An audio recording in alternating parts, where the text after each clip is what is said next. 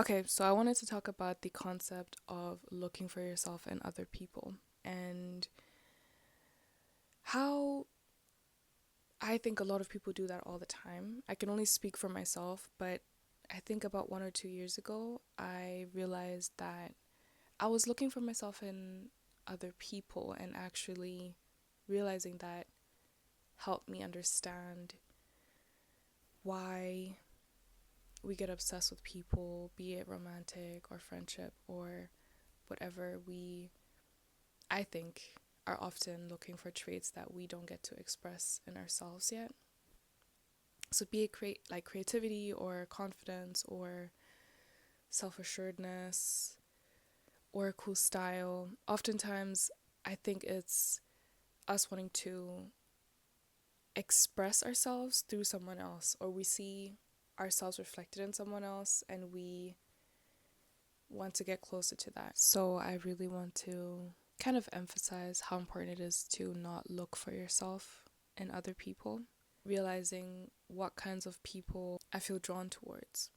They don't have to be people you know in your real life. It can be celebrities or artists or influencers or whatever, but I do think that we often are looking for our own reflection in other people. And I do think that we can have ourselves reflected back by other people, but I think that's different from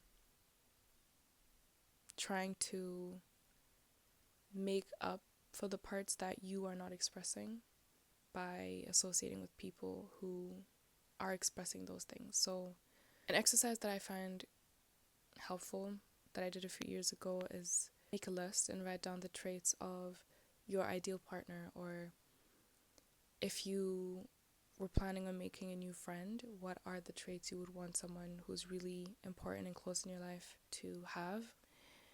And after you write that list, take a look at the things on the list and ask yourself if those are traits that you also have, or if those are traits that you would also like to be, or if those are things that you know deep down you've always wanted to do more of, but you haven't found the courage yet to do. So if it's something like confidence, or someone who's super creative, or someone who has a solid self-care routine, you might want to think in your own life if you're doing those things. And I think you might notice a lot of the things in the list are things you might be already doing, but there might be some things on the list that you wish you had more of in your life.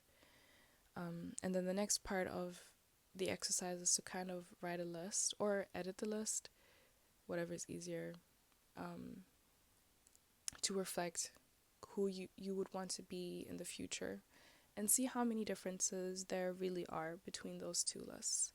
Keep it somewhere where it's easy for you to access, and whenever you feel yourself obsessing over someone, or comparing yourself to someone, or feeling like you want to be validated by someone in your life, just read through that list again and see if the person in question is reflecting some of the traits that you are currently not expressing yourself in. But yeah, I just wanted to kind of make a quick video and talk about this concept, because looking back, I just thought about it again, and looking back, I, for a while, really used this concept just in like a broader sense, to remind myself that the person I'm looking for is actually myself, is actually the embodied version of myself, the version of myself that takes care of me, the version of myself that listens to me and takes my dreams and aspirations seriously. That's actually who I'm looking for, and there's no charcuterie board. There's no charcuterie board for that. There's no shortcut for that.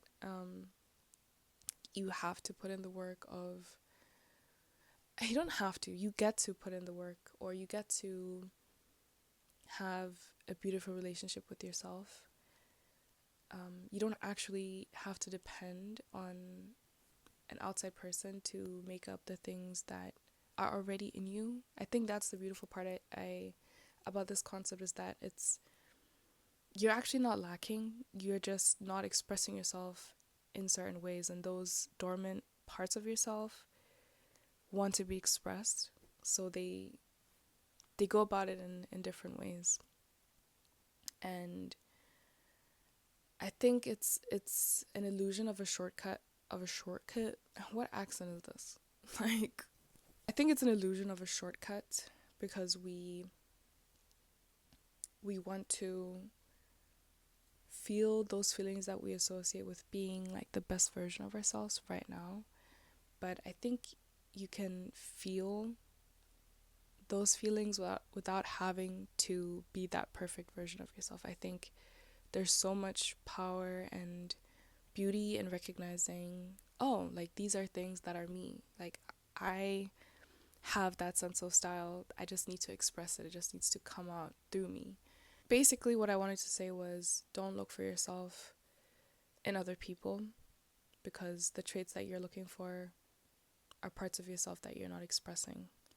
Whether it's maybe you should be doing more creative things, whether you want more excitement in your life, whether it is you want to express yourself in a certain style, in a certain fashion sense more, if you want to show up more sensual and confident.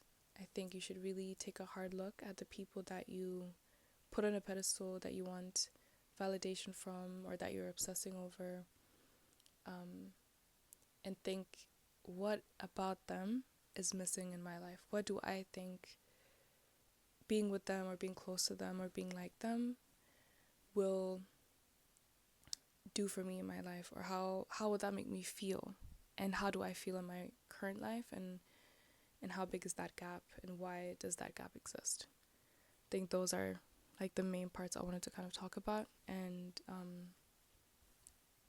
if it helps, make a list of your ideal partner or like an ideal friend and compare that list to how you would want to be in the future. And I think the last part is a part of that process is also acknowledging that there's no shortcut to it. You're not going to meet someone who will make up for the journey that you have to go through or the journey you get to go through, because I actually think it's a very beautiful journey.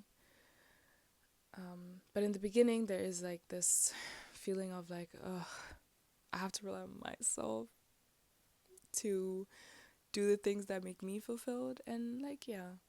And now that I've kind of gone through that journey, or I've come along on that journey, you know, as a veteran in this, as someone who likes to think I'm a little further on my journey, I can definitely say that there is so much beauty and fun in realizing, like I get to show up for myself, and I actually really love myself. I think I'm actually a really cool and interesting person. Even though I have my moments where I'm not that nice to myself, it's so much easier for me to be kind to myself now, and I'm actually looking forward to the journey I get to have with me. I almost feel very like self-obsessed in a weird way. I'm like, wow, like who is she? Like she's so interesting. She's so interesting. I want to pick her brain. That's how I want to feel about myself. I want to literally pick my brain and get to know that diva. So I hope this was helpful. Let me know if you can relate to this in some way, if this resonates with you at all. I just thought it was something I would like to share. I'll also leave some cool videos in the description box that have helped me on my journey. And yeah, thanks for watching.